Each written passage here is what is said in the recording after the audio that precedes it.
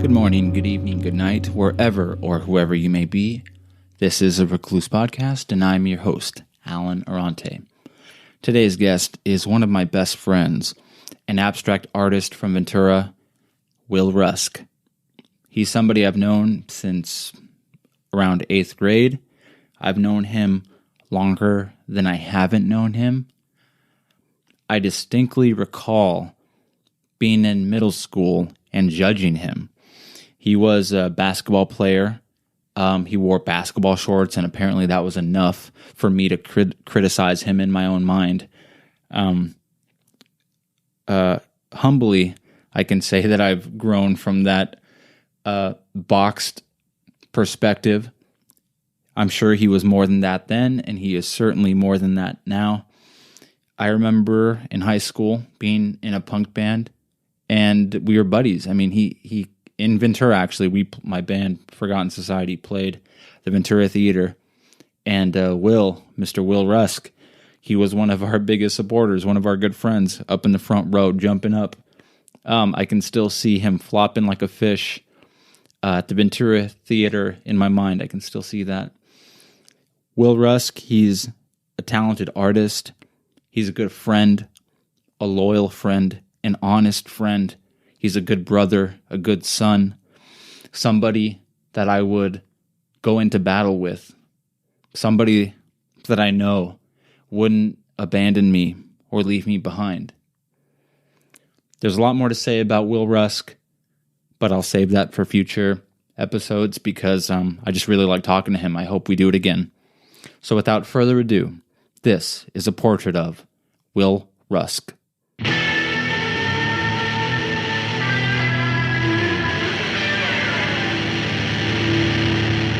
We are officially on the record. It is Monday, May 4th, 2020. It is about 6 o'clock, 6:16. We are in quarantine. Got one question for you. Or actually two questions. Who the hell are you? How the hell are you? I am Will Rusk, and all things considered, I'm very good.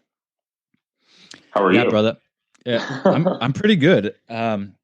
There's so much free time. I know we've talked about this a lot, but this is the time to do stuff. I mean, if you have a book you want to write, something to paint, something to do, I mean, that isn't social. I mean, this is the time. So I've been pretty good.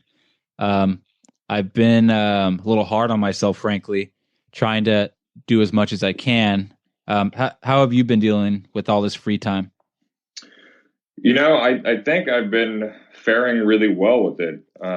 It's something that I always kind of wanted was a undistracted art practice. And so through the whole pandemic thing, it's been really good in that sense of being able to just paint, without being distracted. But at the same time, there's a lot that I miss from this whole thing. It's like kind of brings a lot to the surface, Yeah. It's so petty of me to say this, but I miss going to the bar. Like, not that like I'm that, I'm not a huge drinker per se, but I just miss going to the bar, having a nice cold glass of beer and talking to a buddy. Like I miss that. Yeah, I was actually thinking about that last night. Like just even, hanging out with a buddy, catching up, or even just going alone and just kind of listening and kind of just kind of being an observer of what's going on and just getting the vibe of the place. And I don't know, just being around people and energy of people and the random, people too. It's like, where I live, there's a couple people around where I live. So I see the same people all the time, which I'm really grateful to be around people. But I also am realizing that I miss just seeing random people, even if I don't know them, just like it being mixed up like that. And a bar is a great example of just kind of being able to blend in and just observe random people, Yeah, I like that too. I'm thinking back to the last time I was at Benchwarmers, near your place, and It's really fun to just be, I guess that's where that barfly term maybe comes from. It's really fun to be a barfly. You just kind of hang back. You see like a party come in. You see how the dynamics of their, socializing goes, like those dynamics, and you socialize with the bartender a little bit. You get to know them. You're elbow to elbow with a stranger who you may or may not talk to. Um, yeah, it's so odd to miss that. That's like hardly even socializing. It's sort of being like a person in the room while being invisible. I mean, you're maybe you're a little different. I don't know if you experience it like that because you're very social. But do you know what I mean by kind of just sitting back and watching like people interact with each other? Totally. Yeah. I mean, the thing that I always really dig about that situation is I will try, if you're in town or even out of town, just sitting there talking to a bartender, even if you don't know the bartender, you kind of get to know the bartender, and then, whoever's at the bar, if they're sitting alone too, they'll kind of chip in, and now you've got this triangle conversation. And Yeah. before you know it, you've got this really cool ongoing dialogue with whoever's around you. Or you just hang back and kind of observe, or even daydream, or Right. yeah, it's that element, just the who knows what could happen. You might meet somebody, you might see something else play out in the people around you, or you might just get to chill out in a cool environment and soak it in. I really miss it. I'm with you Yeah. completely.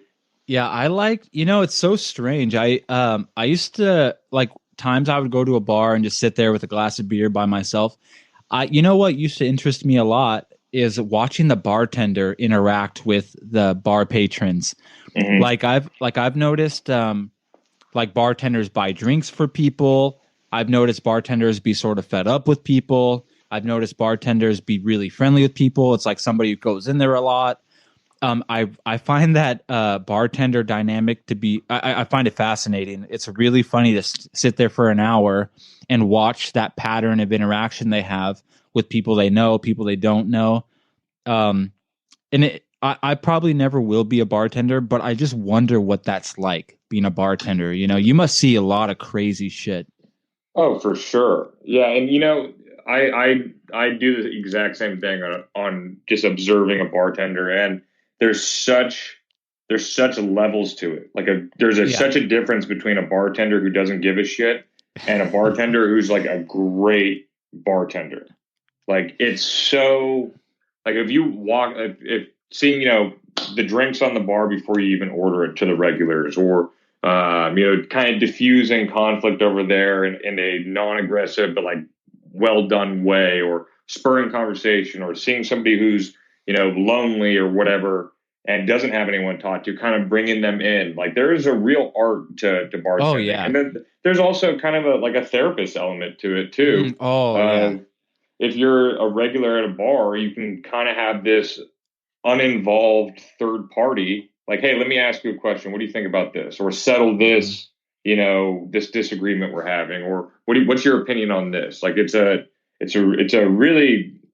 I really appreciate as a great bartender. Yeah. Wow. That's actually a really interesting parallel there. The bar people who go to bars, like I guess, yeah, people who go to bars and how it's sort of therapy. I think you said the word therapy. That's Hmm. really interesting because, first of all, it's the bartender's job to talk to you. It's the bartender's job to serve you. But so much comes with that. It's different than being like a waitress. A waitress or a waiter just shows up, periodically. A bartender does too, but there's some difference. The bartender is stuck in that little back area, that little bar area, and they have to interact with you. But yeah, I've noticed that with good bartenders or bartenders that I've enjoyed, they have that element of curiosity and of and a willingness to hear what you have to say.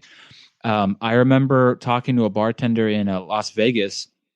I went with I visited with my dad, and he was off doing something, and I had to be at the bar in Vegas. and I was getting wasted there. But these bartenders were just humoring me. They didn't. I feel like I'm a good judge of people. I could tell they weren't like annoyed with me. Um, but I think that's such an interesting parallel to draw from bartending and therapy, because we then get into the area of like, some people drink to self-medicate. So it's like a person going into a bar to talk to a bartender. It's like their therapy, they're self-medicating, but they're also getting this 2 cents from, the prescription writer. I think that's a very interesting parallel to draw. Yeah, and it's also if you're maybe in a bad place in life, or maybe where you're living, or just like a hard day at work or whatever, and you go into a bar and now there's an ambiance that Yeah. you are being absorbed into, where it's like, yeah, the drink is taking you out of that anxiety, anger, whatever, but also the environment you're in. Mm, You're now absorbed in this environment, and you vent about it. You can be distracted from it by the bartender or the other people at the bar, or you can kind of just go into it.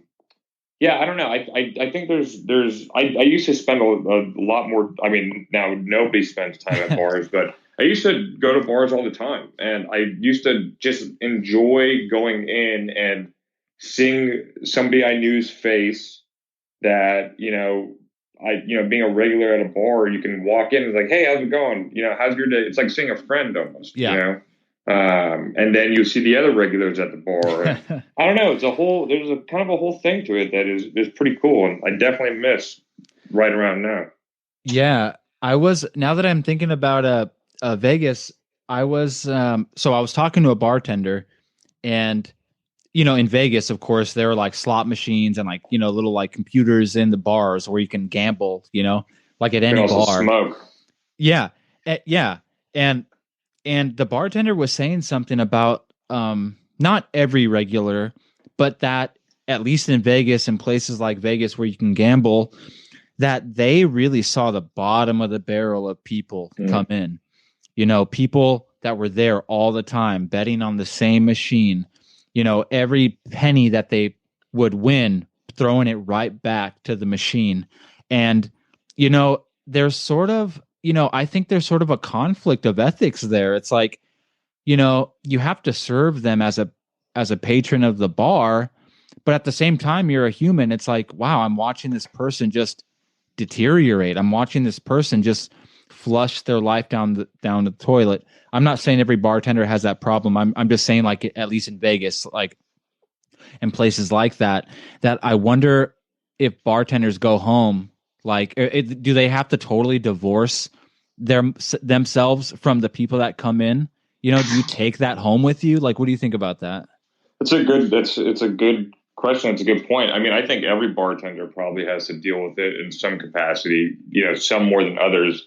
Vegas and the whole betting thing. It's like twofold. But I don't remember who told me this story. I don't know if it was my dad or somebody. Somebody had told me this story, and it was this person was at a bar. It was in a town that they hadn't been in before, and they had eaten dinner at the bar and kind of really gotten to know the bartender. And this older lady comes in to the bar, and as he sees her walk in, he makes her martini. Right, she Yeah. drinks it, everything's good. Has the second one, drinks another martini, and she says, "Okay, you know what? I'm done. I appreciate it. Like, I'll see you later, John, or whatever the bartender's name is." And she walks out, and as she's walking away, he starts making a third martini Wow. because he already knows. And sure enough, as soon as she gets to the door, turns around and has that. It's like, but Wow. that's that dynamic of like, okay, I know this person doesn't like. It's that kind of like, all right, yeah, she doesn't want that, but I know she's coming back Oh for my it. Or it's God. that alcoholism element. I don't know. I've never asked a bartender that question. It's really an interesting one, but I think in a bar, you being a bar like having gone to bars, you can see it. Yeah. I've gone in and definitely seen that, and There's probably times where it was like, I don't know. I think it's interesting. I don't know. There's definitely times where you go into a bar and you're just like, oh man, this is brutal. Yeah, it is brutal. I remember you. So you lived in Texas, is that right? Yeah, And you also go ahead. I lived in Houston for about a year and a half. And you also lived in Los Angeles, right? Yep, I How long? lived. Let's see, I lived in Venice. I was born in Venice, but I only lived there from about 90 or 89 till 97. I Yeah. think. I don't have just. I was very young, and then from there, grew up in Thousand Oaks. But as soon as I turned 18, I moved back to Venice. Lived in Venice for a year or two, then moved to the Valley. Lived in the Valley for a couple years. All on your own Then after the point of 18? 18, I moved in with my aunt. She had Okay. a house in Venice. And then in the Valley, I lived by myself, and then moved into at the time, my girlfriend's family's house in North Hollywood. And Wow. then, yeah, I knew we were close and obviously dating, but I knew her family, and I lived there for a year. That was awesome. And then from there, I think I moved back. I moved back and forth from Venice a lot just because my aunt lived there, and then lived in West LA with a cousin, and kind of moved every year for about like the last 10. And was during so all that moving, how many years would you say all that moving happened in? Like 5 years or until you settled down? No, really up until I moved to Ventura like Wow. 3 years ago. Yeah, I just Okay. moved every year. I don't know. It was the 20s for me. I'm 30 now. The 20s for me were rough. It was kind of a being lost, kind of trying to find yourself. And, if I moved in one area, okay, it's not happening here, but maybe it will be better over there, So Right. Yeah. I jumped around a bit. Yeah, you were I feel like you might have said something about this. So in Texas, you were alone, right? I mean, you didn't I mean, Hmm. you made friends, but you didn't really know anybody, right? No, I was like, Texas was dark. I moved there for work. Excuse me. I do corrosion control for the infrastructure of commercial and industrial buildings, and I moved there for work. And when I was there, I didn't have any coworkers. I didn't have any family. I didn't have any friends, and I was not in like the greatest point in my life. I was. Um I don't know. I was having to figure some things out, and so I struggled meeting friends. It was kind of like, oh wow, it's not easy to make friends as an adult.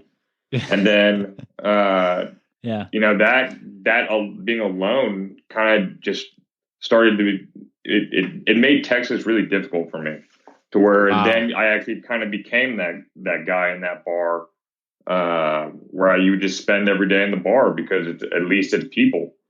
You're Yeah. not like alone in an apartment. Yeah. You had an apartment. You were in the same place the whole time you were in Texas, the same like apartment. Yep. Yeah, in the city of Houston. Yeah. I mean, how do you go about that? You make arrangements before you get to the city. You had an apartment like, as soon as you landed, or, you have to be in a hotel for a week and then you find a place. And how did that go? The reason I moved is because we had a coworker pass away, so it was like a real spur of the moment thing.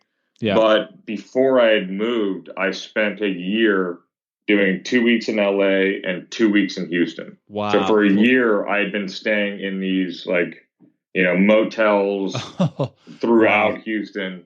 So by the time that it was like time to move, is really, I think, a lot of it to do with just being so sick of traveling and Right. so just overstaying in these motels and stuff like that. Really? Because that, Yeah. I think a lot of people, and maybe myself included, fantasize about that. Like, oh, it would be so great. to have to, like do what you just said, travel from Houston every couple weeks. And it sounds so glorious, but you're telling me it's not. Yeah, so I had kind of thought that maybe the same thing. We're a small company, so one person's down, then there's a lot of weight to be pulled. So it wasn't a choice. It was more of like this needs to happen. But I think maybe the first month or 2 months of doing that, it was cool. But then, after that, you're just like there's something that really only people that will travel out of state for work, I feel like, can relate to. Whereas it's not that you don't like traveling, it's that you're not home when you want to be and you don't have a choice. And it's like, yeah, I would love to be in Austin, Texas on a Saturday hanging out, but I'm here on a Wednesday and I didn't want to be like, this wasn't good timing, or, going through the airport process every 2 weeks. I don't know. I was not a fan of it. I had kind of thought it would be something really cool and adventurous too. And it was just not for me, man. Yeah. I mean, what kind of person would thrive on that? Somebody who doesn't have strong social ties to home? Like what kind of person could thrive in that sort of situation, do you think? I don't know. That's a good question. I don't think I've met a single traveling businessman, which you do when I will still travel doing the day job, plumbing stuff. Yeah, yeah. And I'll sit in a business hotel bar and commiserate with everybody else there. Like there's not a single dude there who's pumped. Yeah. Like they're all just like, fuck, dude. It's like I'm missing my kid's basketball game or whatever. Or it's not. I love traveling. I just want to do it on my own, like my own direction, or have control in it. Not there's a randomness and kind of just I don't know. I can see the fantasy with it, but for me at least, it's not for me. Yeah. I remember, I want to say you said something to this effect. Something about not, you can't just trust people. I want to say, like being not a single person, but being in just, it's just you out there in Houston, you don't have any friends or family as far as you can tell. You can't just go to a bar and just trust anybody. I want to say you said something about that. You had to have your guard up. Was it like that at all for you, or were you careful about where you went, who you talked to, because you're just one guy out there all alone? Yeah, I think I don't know. I didn't have any really like. I definitely am more that way now, but it may have been from not being so much that way in Houston, to where like I didn't have anything like gnarly happen, but I got into. I feel like there were some times that it could have gone differently, but Yeah. it was more from me just being open and drinking too much, and like I said, kind of in a bad place. So just not really using my head all that well, and I don't know, just it's like when you're unfamiliar with an environment. At least for me, I'm also neurotic and like paranoid, and I always am,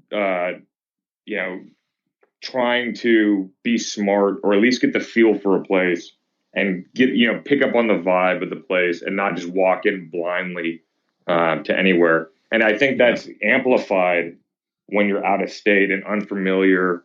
And yeah, there was a time I remember I was working in Midland, Odessa, which is like oil field desert, just like really not for me. No disrespect to Midland, Odessa, but I just drove in from Houston. I walked into an oil field bar, like an oil field worker bar, wearing an LA hat, like a Dodgers hat. Yeah. And dude, I didn't think I was going to get out of that place. Like immediately I had so many people upset with me just for my hat. And I was like, whoa, like, dude, if I'm not smart here, I'm going to get my teeth knocked out. Well, it was it's just almost like I don't a know. culture shock or something. Totally. Total culture shock. And it's so strange because they're American, you know? It's like they're Americans just like you, maybe more They're Americans Americans. somehow. They're Americans, but they're Texans first. That's Yeah. one thing you learn about Texas is it's Texas before all. It's Wow. actually really trippy. But yeah, they're Texans before anything. So wait, they walk the walk because you know there's a lot of talk about that. Like you know, it's everything's bigger in Texas, Texas first. I mean, do they walk the walk also? Oh yeah, dude. I mean, it's it's yeah. Even if you go from like rural to metropolitan, it's Yeah. Texas first. Texas is Texas. It's the Oh my state God. pride in Texas is really kind of second to none. Did you meet any? What are the women like out there? Are they same as LA, same as around here? You know, is there any noticeable difference in how you interacted with the opposite sex? Yeah, I mean, it's a completely different culture, you know. So I remember I went on a date that I met some chick and we went on a date to like a line dancing bar. And I'm like, what? Was I'm that her not doing this idea? shit. Yeah, I was like, oh, here, like, meet me over at this bar. I'm like, okay, cool. And I walk in, there's line dancing. And I was like, I'm in there with a bunch of cowboys. Like, dude, this is so out of my Yeah. element. Yeah, it was trippy. But no, I mean, the general vibe of whether it be women or just most people out there is like really endearing, very nice. You don't Yeah. that Midland, oil field story is an anomaly. The Okay. majority of people I met out there was they were really nice, and they were, they definitely had maybe, what's the right way to put it, like maybe different politics or different different culture, but the bottom line was that most of the people I met were very nice. Just like, if you would go to LA, a lot of people will Yeah. give LA shit. Most of the people you meet out there are going to be really nice. You're going to have the idiot out there, but that's kind of anywhere. So it's the Yeah. same thing, just with like a Texas twist to it. All right. So are you telling me that basically people are kind? Most People, places you've been yeah, to, people are pretty good. yeah, exactly. The majority of people, majority. Have you ever been Um, to New York or the East Coast? I have, yeah, I love New Anthony, York. he's been in New York a couple times, but one thing he said about like the East Coast at least is, or maybe it was New York City in particular, but that people are like a little rougher. They're a little more straight to the point. They're not going to beat around the bush. They're going to tell you what they want. They're not going to lollygag. What was your experience like being on the East Coast or New York? I've spent maybe a total of 2 weeks in New York. I've been there two or three times because I had a brother living out there. Oh yeah, The yeah. first thing I remember, honestly, was the subway, dude, and just how horrific that was.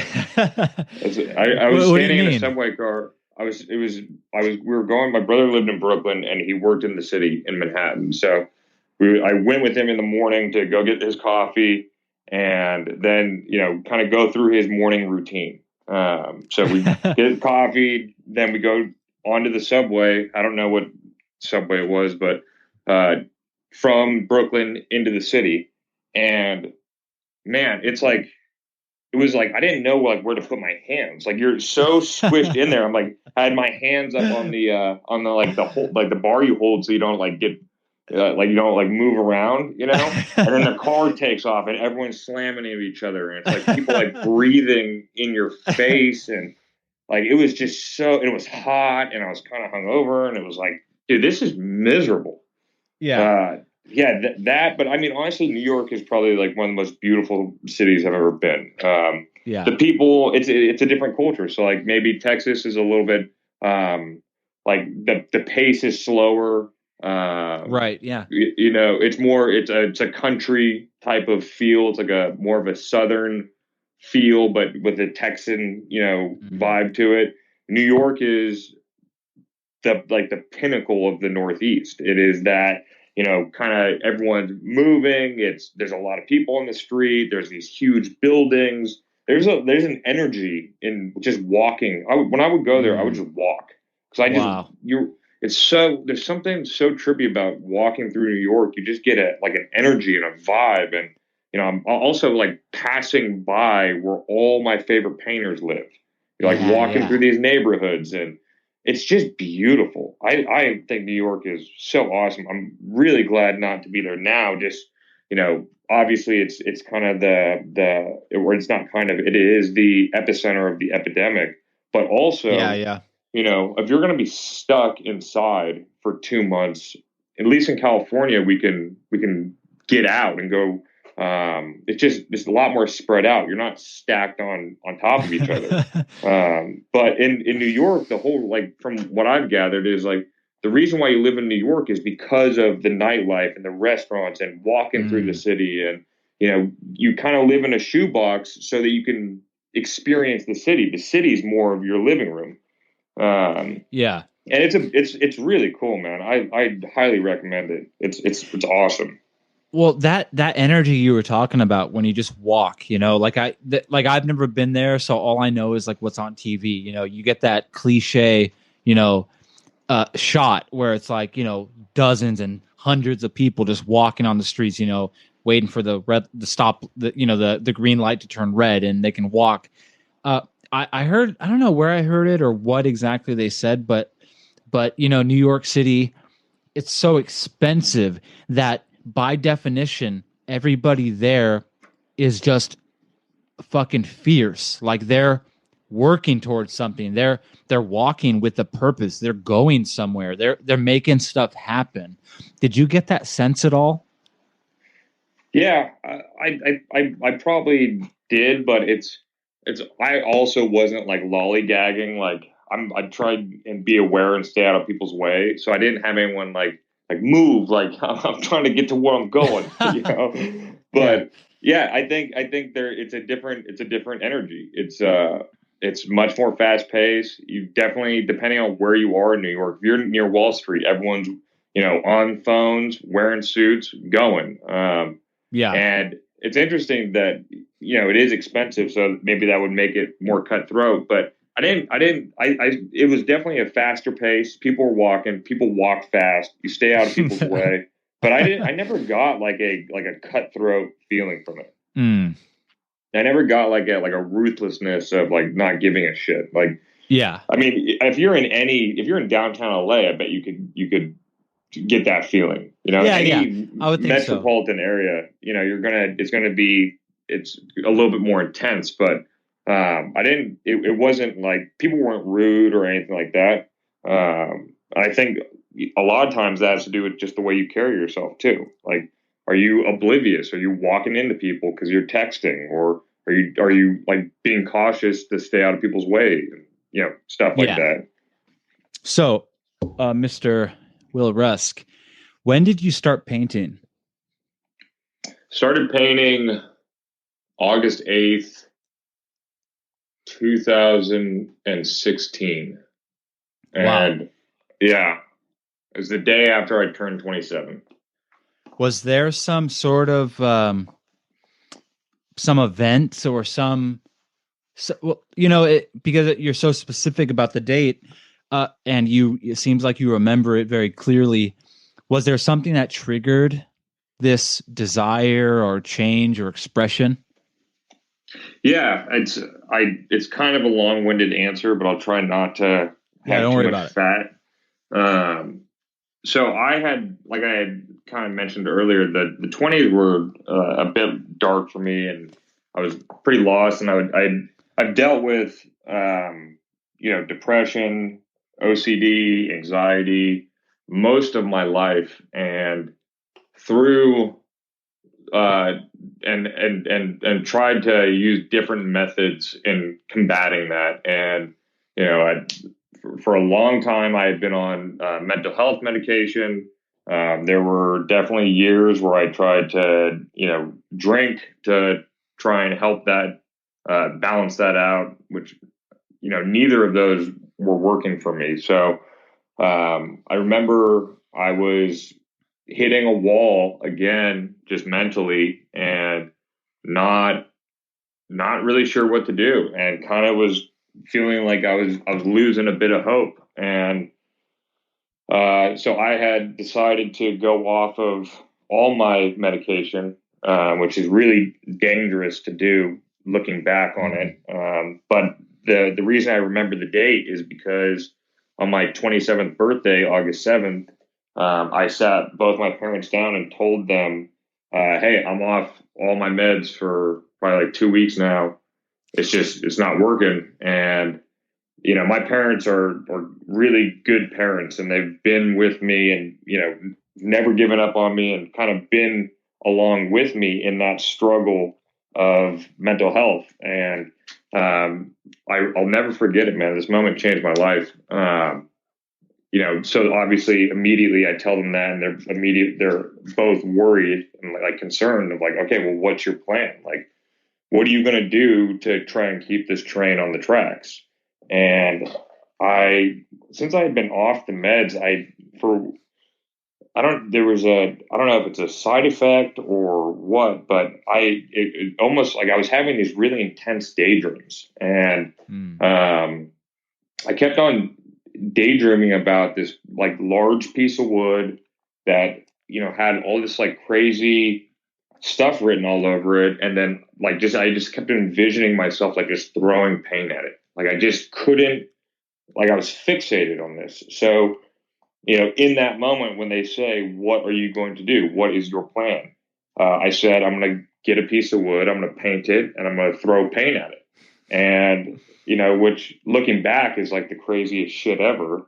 But, my dad said, oh, like Jackson Pollock. And I'd never heard of Jackson Pollock. I never knew painters. I was never into painting.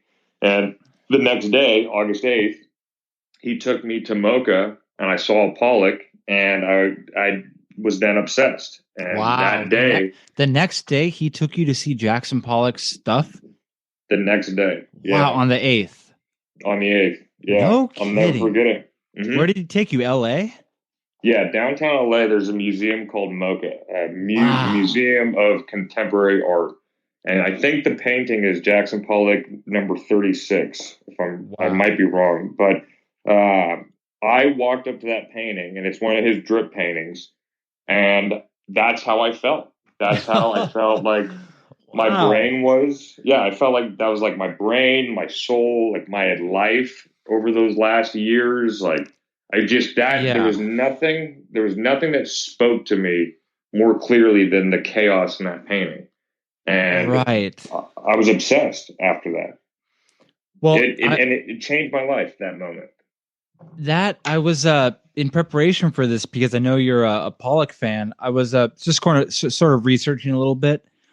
I don't know, this could be wrong, but I want to say Pollock was like an abstract expressionist, which means that, well, obviously abstract, it's not like a figurative painting where it's like a horse or something. It's just, chaos but really though, the expressionism is a painting or a work of art that expresses an emotion. So like you said you looked at a Pollock and you just saw the chaos or whatever the emotion was, and you felt it. Did you feel the Pollock piece? Is that what you just said? Yeah, no, and you just nailed it. Yeah, it's expressing emotion. And I actually even remember when I was looking at it, I like had to check my pulse. Like I felt like my heartbeat was elevated. Wow. I was like, no kidding, man, this is like I identified with it. And I also, when I had thought of painting, I thought of like Renaissance painting, or like portrait paintings. I didn't know that you could have paintings that were so wild and like crazy. That the expression in his painting matched the emotion that I had felt in that moment and for years at that point. Wow, it sounds like a high to me. Like you look at it, you're just like not out of body, but it's sort of just like transcendental or something. You're just like floating. It was like a transcendent moment. It was I don't know, it was like I could relate to the painting. Yeah. Yeah, see, that's why I think that kind of painting is so interesting because uh so how can I say this? I think a lot of people can look at a Jackson Pollock, and I'm guilty of this too. You look at a Jackson Pollock and it's like, yeah, I could do that. I could throw paint around, but it's so much more than that. How would you argue that it's more than just that? It's a good question. So well, it's not so with Pollock, he was the first to do it. Right. Yeah. There's actually a really great book that I'm currently reading called Ninth Street Women, and it's all about the women in that movement from that period of time because they didn't really get their due, you know. And Oh yeah, yeah. the thing that's interesting about that book too is they were all together in it though. So you learn about Pollock because he was dating Lee or married to Lee Krasner, or you learn about William de Kooning because of Elaine de Kooning, and they were Hmm. all almost like a gang together. These abstractionists because it was post World War II. There you couldn't the world was broken, so they were trying Yeah. to express themselves. I would say my argument with expressionist painting, or let's say Pollock, is one that the thing about a Pollock painting is it's like that moment that I had. It's not about the technical, this or that. It's Mm. more of like, can you build something that moves you? It's like that moment is like, for me, was like a spiritual experience. Yeah, yeah, It totally. somebody had expressed what I felt, and maybe the closest thing to that would have been music. Maybe somebody Mm. lyrically could have matched that, but to see something visually, but for maybe somebody who's not in that moment, to transport them into that frame of mind, or Yeah. expressionism and abstract, like that Pollock. It's also, I kind of think of it as like looking at clouds. Like Mm. you kind of Ooh. it kind of puts the viewer in the driver's seat of where their imagination is going to take them through this Yeah. portal that is an abstract painting. It's not so much, um, it's not like, okay, what is this? It's just drips. It's more of like, no, what is it to you? Because Yeah. it can be anything. It can be slop. It could be, oh, this is what a 5-year-old can do, or it could be like, wow, like I feel like, oh, look, like this is kind of taking me somewhere. Mm. There's a lot of there a painter like that, that I didn't connect with for a long time, and then when I finally did, was like another kind of spiritual moment, was Mark Rothko, who does these colorscapes that are, I think that's what you would call them, a colorscape, but it's typically two toned. You have an outer border of a color and then an inner border of a color, and it's not, what's the right way to say it? It's not that it's simple, but it's not like, it's like the opposite of a Pollock, I would say. Like Pollock Okay. is paint thrown everywhere. This is controlled. Yeah. So in those paintings, when you're sitting there and you're looking at them and you're going deep in, you're sitting there and you have a fixed gaze, kind of controlling your Mm. breathing, and you're staring at this painting, you start to see the brush strokes, and then that kind of gets Yeah. that cloud imagination. It feels otherworldly. It kind of transports you from where you're at into this new dimension where your imagination now has the reins, or you're kind of picking up on little things that you didn't see, or Yeah. it's really cool. Yeah. I haven't heard of that person you just said. Who? What did you say his name was? Mark what? Rothko. I haven't heard of him. But you know what I love? Angela said it to me once. I don't know if it was in relation to Pollock or somebody else. Like, I think we went to a LACMA. Have you heard of LACMA? Yeah. And I think there was some crazy painting. It was like a really big canvas, like really big, like the size of like a big wall. And Hmm. I almost want to say it was like all blue or something. It was very simple, just a perfect canvas of blue. And in my ignorance, I thought like, oh well, like that's art, like that's just blue. But someone did that. It's like someone. So I guess I would take it back to say, oh well, anybody could do that, or I could do that. Yeah, but you didn't, and you haven't yet. Totally. Yeah. That's it's like, yeah, maybe you could. It actually, I suspect it's a lot harder than it looks, but the fact is that you didn't and you haven't. So shut the fuck up. Yeah, I like that. Yeah, I agree with you on that. And it sounds like you're talking about a Yves Klein painting. I think that's his name. He Mm. actually, it was he. There's that blue. If we're talking about the same painter, is named after him. He created that Mm. blue, Oh wow. and it's if it is one of his paintings, there's a lot of texture with that blue. Mm. And the if I might be getting this wrong, but I believe that the point of those all blue paintings was to have like a it was an experience like going into the universe or going into Mm. an infinity. And at first you look at it, it's all blue, and then you sit with it for a little while and you start to notice the texture, and then you start to go deeper into it, and it's kind of this otherworldly experience Mm. that you can have by just having paint on a wall. And when people say I could do that or my kid could do that, I always want to say just like, well, you should, because you never know where it's going to lead. You might be a badass painter, and you'll start off doing, mimicking or making fun of some of these paintings. And one, you'll probably see the difficulty in what they achieved, and two, Right. who knows? You might be opening a door that who knows where it could lead. It's so much with art is just starting, and Right. Right. it's like, let's say you try and do one thing and it fails, but it turned you spotted something else and making that mistake, or even mocking that painter or whatever.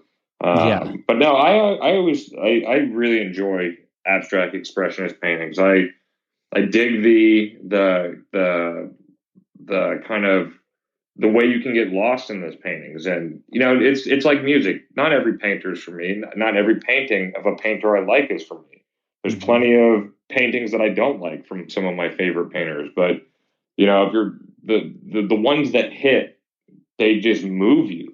Remove me. It's like the closest thing to a sacred object in my life is a really amazing painting.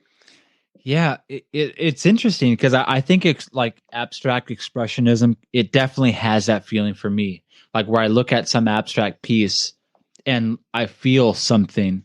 But what's interesting too is I remember I'm sure you know this piece. When I went to LACMA a few years ago, there was a Picasso, and it was during, I think it was a piece from his blue period, and it wasn't just like it wasn't like a cubism sort of piece. It was like an actual painting of like a guy, some person with a woman. I actually Not know that exact painting. that painting, It's and one of my favorites. it's really big too. It's like taller than I am. It's like actually a really big piece. But I remember looking at it, and there was just something in the person's expression, in that figure, that character, where that resonated with me. I'm like, wow, I know like what that feeling is that person has, even though it's just a painting, like the character that Picasso painted.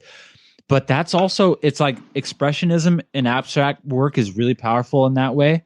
But sometimes even that like clear cut, like, person painting is like gives me that feeling too sometimes, even when the picture is like Totally. obvious and clear. You look at the character's eyes and you're like, wow, I know what that means. Yeah, it's not it being direct, or so that blue period is when Picasso lived in France, and it was Mm. his depression. He was broke. He was depressed. His best friend had killed himself, and it was, you can feel that in those paintings. And just because it's a clear picture of a guy, I think he was sitting in a chair, Yeah, yeah. and he's got a mustache. Exactly, yeah. Yeah, so there's even a well done figurative painting like that. It will still invoke emotion, like Hmm. even just like maybe a song or a poem that's very direct. It's not Yeah. vague at all. It doesn't take away from the emotion that Mm. it creates.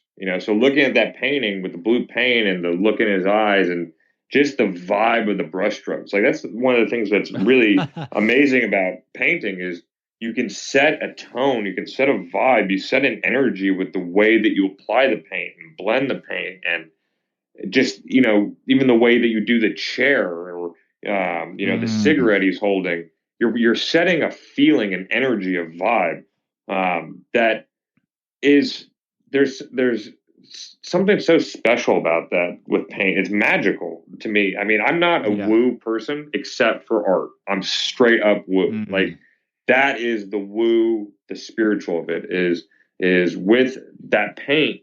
You have a, for me a lot of times I'll feel a story or I'll feel that energy, or man, like it can shake you in the best way, Yeah. just it's really amazing. And those are my Yeah. favorite Picassos, by the way, are the blue period. He's got a bunch of those blue paintings that are incredible.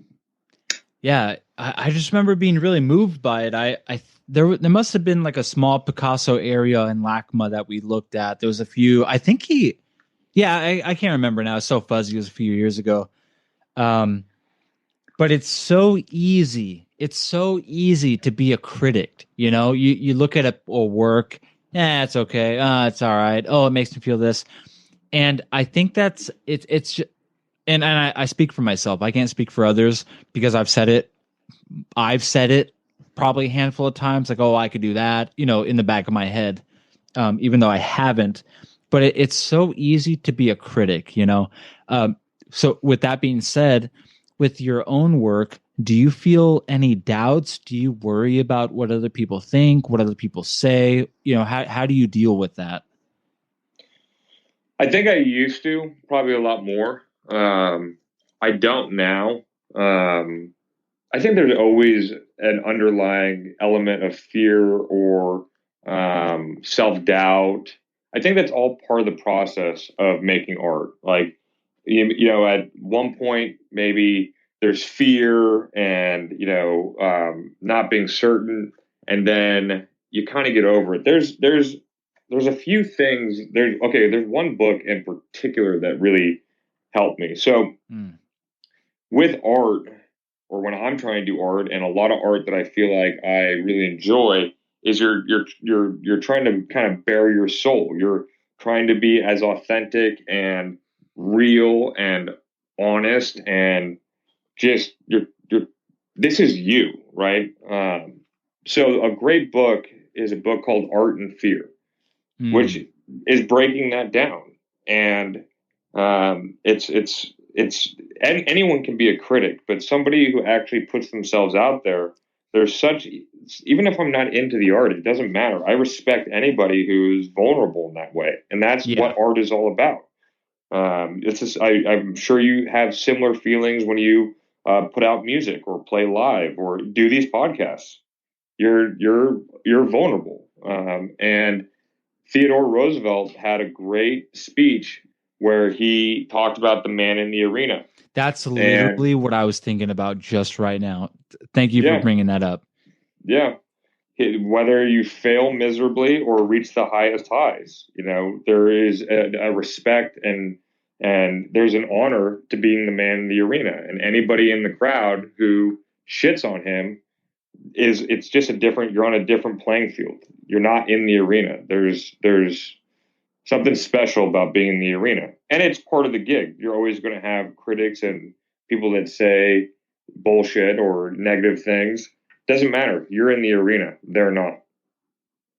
Yeah, that's one of my favorite quotes. I had looked it up recently. I'm trying to pull it up. Oh wait, is this it? Yeah, I'm trying to pull it up. I love that quote because it says, yeah, I wish I had it in front of me here, but something Here, like, I can find it. yeah, see I'll if you could find it. pull it up. It's such My dad, it yeah, my dad actually just sent it to me. yeah, it really resonated with me because I sometimes am the critic.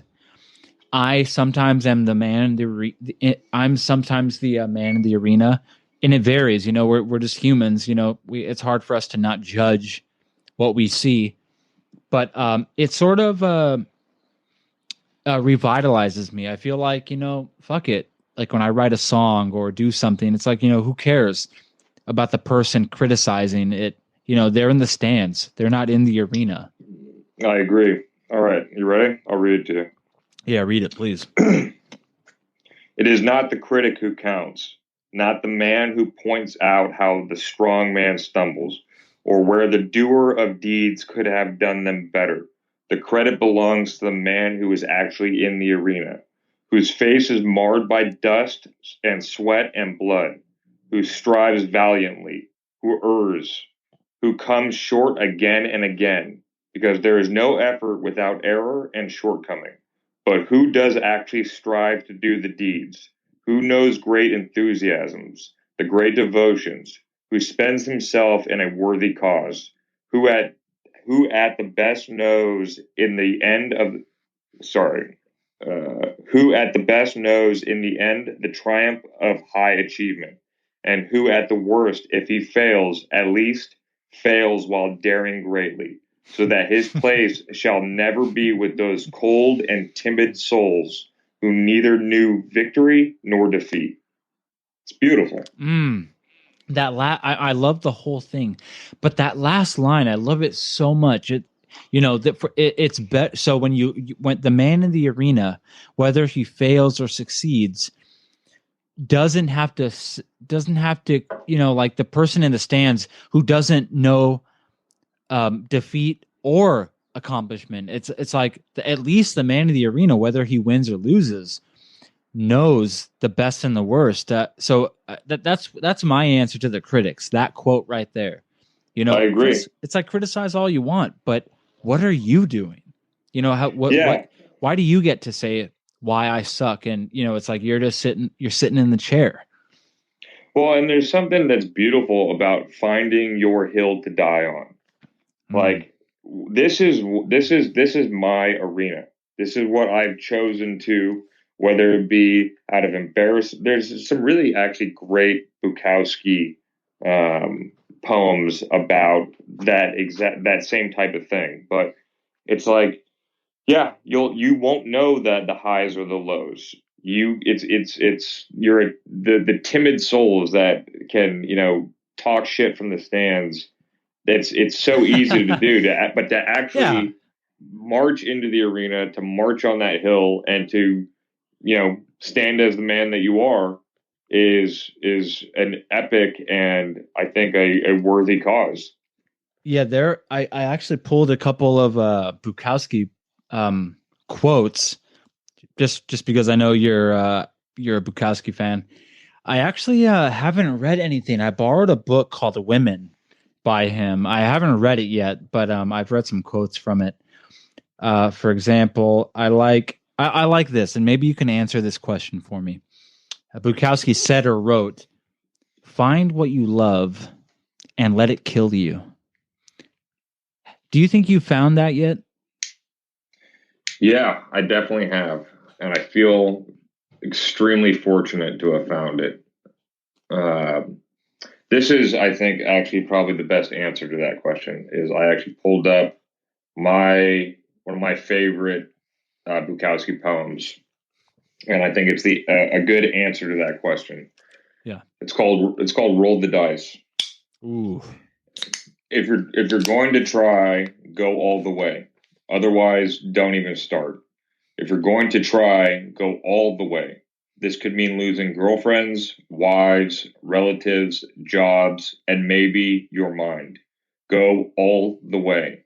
It could mean not eating for 3 or 4 days, It could mean freezing on a park bench. It could mean jail. It could mean derision, mockery, isolation. Isolation is the gift. All the others are a test of your endurance, of how much you really want to do it. And you'll do it, despite rejection and the worst odds. And it will be better than anything else you can imagine. If you're going to try, go all the way. There is no other feeling like that. You will be alone with the gods, and the nights will flame with fire. Do it. Do it. Do it. All the way. All the way. You will ride life straight to perfect laughter. It's the only good fight there is. Yeah, that it's rough. I really love that clip. Do you know, is that a poem, or do you know what that's from? I think, yeah, it's a poem. I'm not super educated on poetry, but I believe that's a poem. What do you think? Because I sort of wonder about a part of that quote where when I say wonder, I mean, what do I think this means, and what do you think this means? Here's part of that. He says, if you're going to try, go all the way. Otherwise, don't even start. What does that mean? If you're gonna start, go all the way, or don't start at all. What does that mean? Think so. Not to go. So on his gravestone, it says "Don't try," and the reason why it says "Don't try" is because if you have to try, then it might not be that calling. I know when it comes to art, and specifically painting, that was what ended up getting me off of the medication and stop, being a booze bag, and it gave me mental relief. I really don't. I know I don't have a choice. There is no other way. I don't have to try because there isn't an option. So, at the moment, that's expressing myself through paint. It may be something later in life. I don't know. But I do know this is that I have to do that because I feel like I start to, go crazy, and not in a not in a like in a like it, I feel like my brain doesn't work as well if I'm not creating art. I feel like my soul starts to die.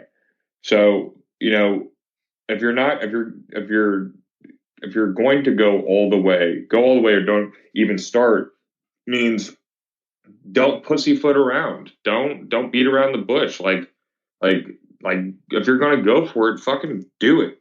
Don't waste time. Hit it with both feet. And I agree with that. And I also feel like there's not an option. I feel like my life depends on it. Art has given me that outlet, and it obviously had given him that outlet to where when he talks about not having to try, it's he talks about being on the floor of a shack in somewhere in the South, and he found these newspapers on the floor, and he would write on the thin column where the words were at the end of the page, just because he had to write. Like, if it's in you, let it out. And if you're going to let it out and be in the arena, go all the way. Fuck it. You only live once, Yeah, I mean it's tough. I'll see a picture, or in any situation, I'll see pictures or see people in the real world, older people, and you look at them and you say, they've lived a life, and you wonder, what kind of life have they lived? Did they live to their fullest potential? Do they have regrets? Do they still wonder what could have been? And I think about myself, and we're still young guys, we're 30. I wonder, when I'm that age, all I can hope is that I've lived as fully as I can, that I tried as hard as I could. I would hate to talk to my future self and find out that I didn't try as hard as I could, or I didn't go as far as I could. So that's why that quote means a lot to me, that, if you're not going to go all the way, don't start at all. I have doubts about that and insecurities about that. I want to feel like I am going on with 2 feet, that's Yeah. sort of like a source of doubt for me sometimes. I wonder, it's like, am I just wasting time, not doing what I'm doing, but like in general, am I just lollygagging, just kind of wasting the day? And I don't want to. I want to so badly be productive and satisfy my expression. It really feels crummy to not feel like you're operating at full capacity. You know what I mean?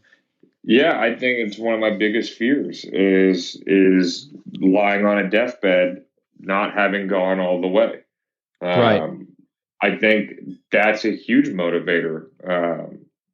Is is the fear of holding back and then being faced with death and thinking, fuck, I really didn't, I could have done so much more. Yeah. It's Yeah. like that is a huge motivator for me. Yeah. And I think it's good to remember, to be honest. I think it's good fuel. I think to keep Yeah. that in my head at all times of, hey, you don't know when your card's pulled. If this pandemic shows anything, it shows that nothing's certain. It could all change overnight, whether that be, I wake up tomorrow and I have trouble breathing, or Right. you get hit by a car or whatever. There is no guarantee that you're going to be able to be 90 on a deathbed regretting things. So you That's you, so you true. better you better hit it now. And I use it as fuel, is those thoughts of Yeah. going all the way, of not trying. There's always going to be regret in life. It's part of life, but trying to not regret not putting enough effort in. Like, I can make mistakes. I've made a billion, and so have you, and so has anybody else on the planet that's lived and has any sort of awareness. Mm-hmm. But if I can focus my energy on going all the way in a positive way, like in a positive sense, and use that fear of not of not use the fear of sitting there questioning your own mortality and thinking, fuck, I could have done this, I could have done that, maybe I should have tried harder. I took for granted those Oh, days in the that's the studio. worst. I try and keep that at the forefront of my mind. That's Yeah. my motive. That's fuel right there. I want to be on that bed thinking, yeah, I did it. I really went for Yeah. it. Yeah, fuck it. Like, I've got to a point where I don't care about the accolades. I don't, would it be great to be recognized? Of course. Of course that would be great. But the that's not the thing I care about anymore. Maybe when I was younger, I want to be recognized and known and acknowledged. That I don't care about anymore, like as much as I used to, at least.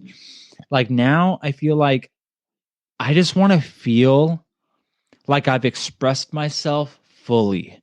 I want to feel like I've done the best I can in all the important aspects of my life. Was I a good brother? Was I a good son? Was I a good husband? Was I a good friend? Was I a good bar patron? I that's like what's important. Was I good? Did I try at everything I did?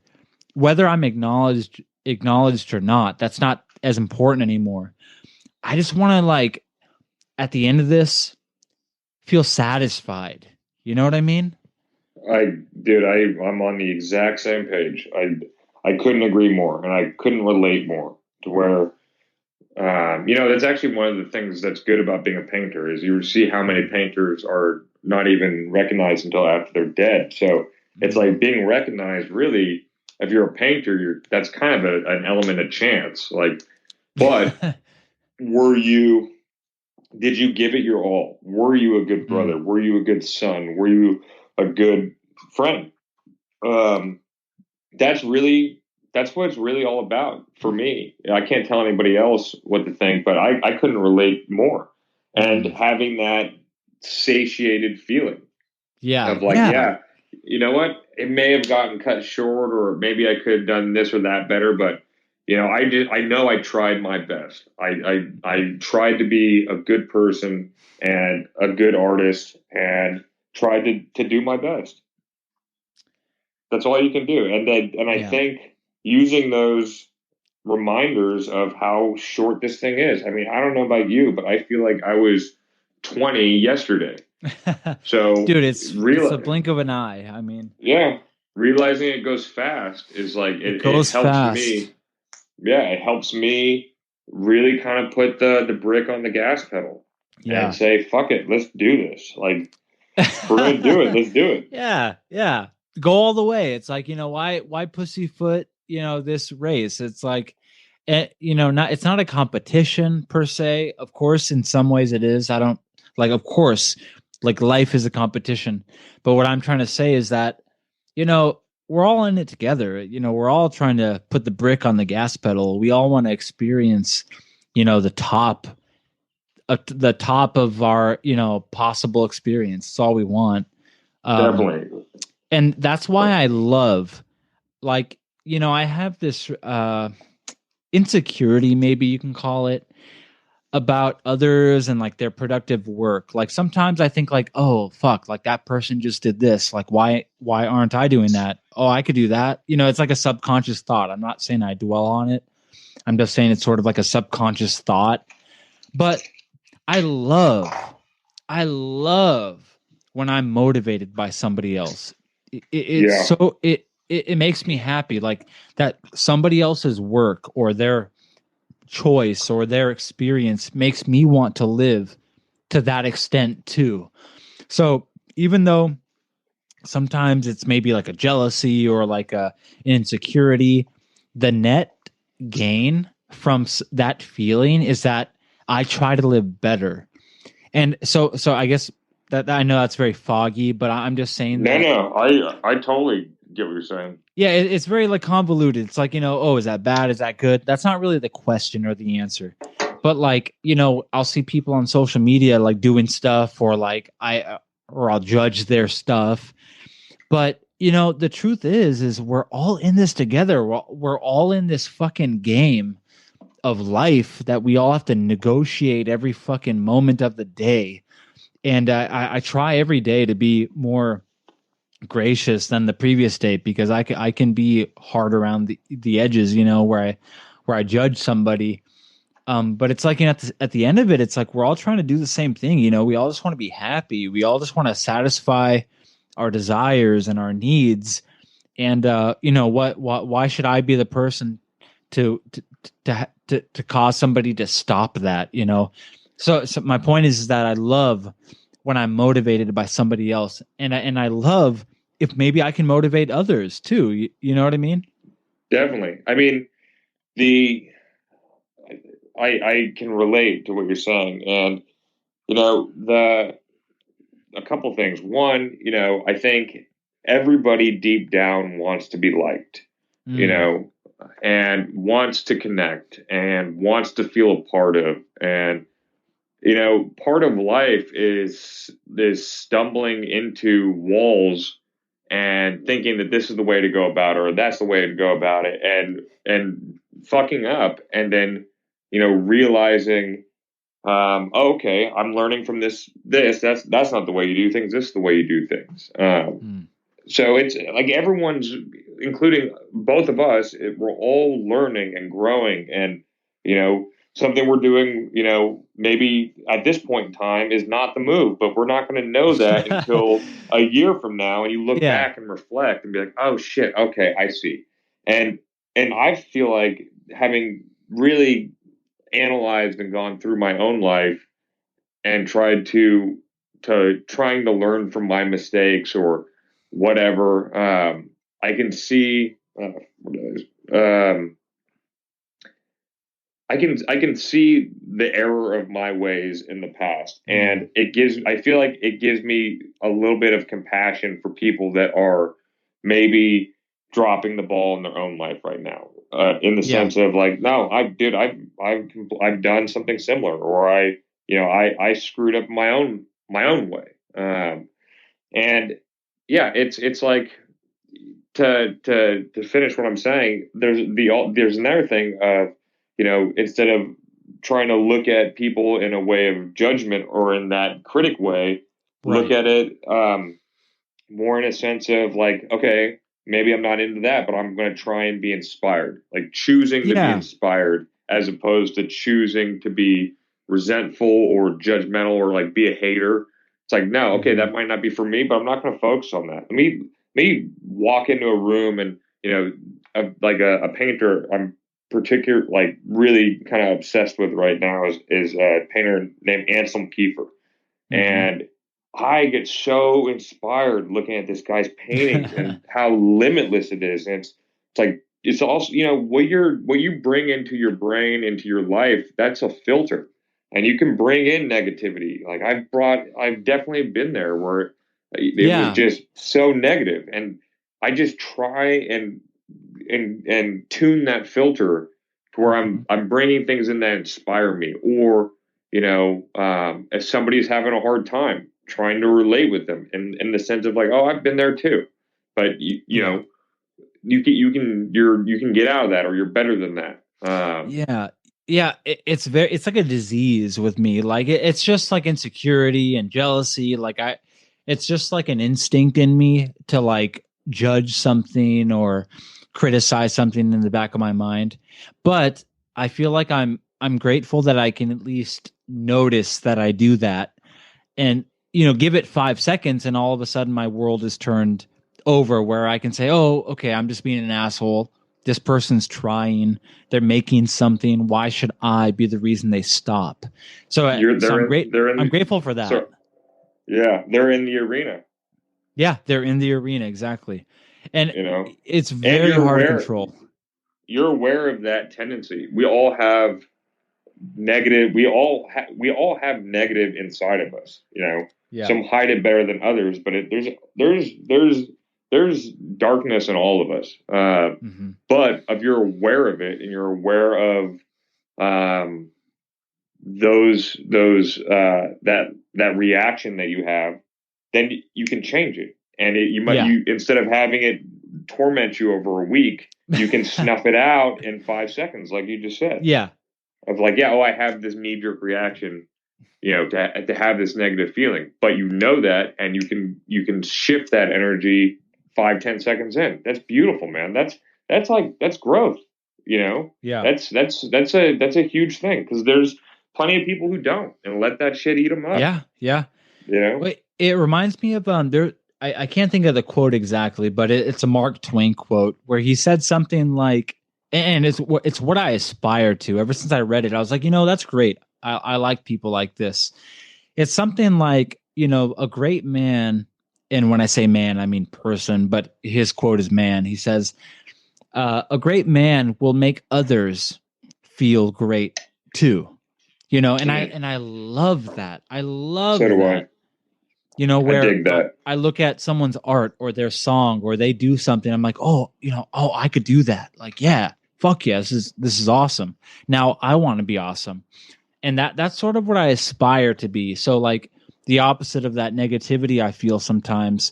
I think of something like that where it's like, wow, maybe like it can just be flipped around, and this negative energy can be converted into like inspiration and uh you're just helping somebody and making myself better as opposed to dwelling on some like jealousy or insecurity. 100%. And that negativity will also maybe be able to help you connect with somebody else who's feeling that same negative emotion, and you can kind of say like, hey, listen, I can relate, I have those same feelings, but check it out, it's way better on this side, the grass is Yeah. greener over here. If you Hmm. take that negativity and you turn it into positivity or into inspiration, life is better. And but having those feelings and acknowledging those feelings will may help you able may you might be able to connect to somebody else who's having those same things, and you can Hmm. show them how it's actually become a positive in your life. You Yeah. So let me ask you, I have just a couple more questions for this session at least, because I think we might have to do this weekly. To be honest, I like talking to you. So likewise, my friend. This is a cliche question, but if the person you are now, if you could go to yourself as a youngster, in middle school or high school, talk to your past self, what would you tell yourself? It's a really good question. Definitely thought about this. Let me think for a second.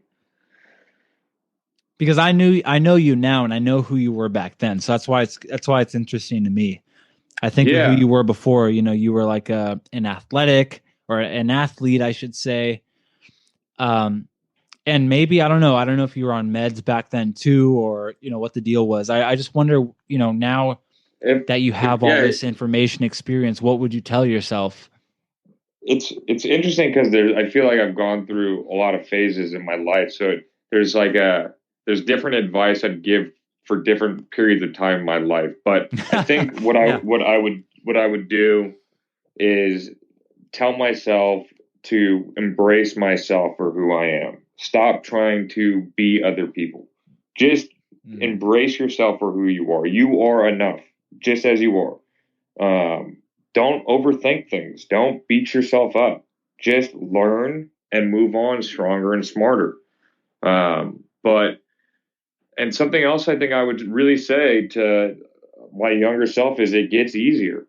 It gets better. Like it's fucking brutal right now. And it doesn't seem like it doesn't seem like the road is not illuminated, but it gets easier.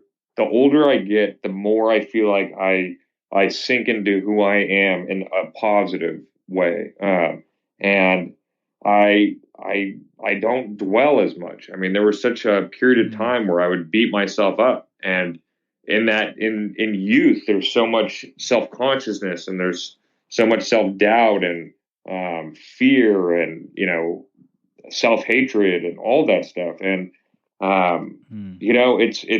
it's part of growing up. But I think I would tell myself, I heard a great quote, and if it's not going to affect you in 5 years, don't think about it for more than 5 minutes. Move on stronger and smarter. All these hard times and all these all these negative experiences are going to make you stronger, and they're gonna help you. So it gets easier.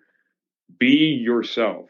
Know who you are, and like do work on yourself, and really dive into that, and then just keep trucking, because it gets better.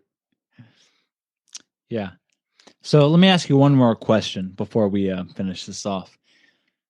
Mr. Will Rusk, my friend, I've known you, let's see. So if I calculate, I've known of you since at least 7th grade. Did you go to Kalina when you were a 7th grader? 8th grade. Okay, 8th grade. So that do you remember me at all in 8th grade? Because I remember you a little bit. Of course I do. I was looking at the virus and the punk rock jackets and Operation Ivy shirts, and thinking how cool it was. Even though I was a basketball player, I was like, man, these punk rockers are rad. So I do remember you for sure. That's what I remember about. I remember you being a basketball player in at least it must have been 8th grade, I guess. That's the first. So if I calculate those years, let's see. I was a freshman in 2001. No, sorry, excuse me. I was a 6th grade in 2001. So that means I met you, or I knew of you probably in 2003. So that means 7 years plus 10 years. I've known of you probably at least 17, 18 years. So I have an answer to this question I'm about to ask you, but my answer isn't as important. Here's my question. Who the hell are you? I am Will Rusk, and I am honored to have a friend like you that is, doing what you're doing. I love the podcast. I'm proud to be your friend. You're a good man, and I feel like I am somebody who is really lucky to be surrounded by really good people and you being one of those people. Will, I think we should do this again. We definitely should. All right, brother. I love you. All right. Love you too, my friend. Take care of yourself. Stay safe, and we'll all get through this crazy time together. Yeah, we'll talk soon. Much love. See you, brother. Peace.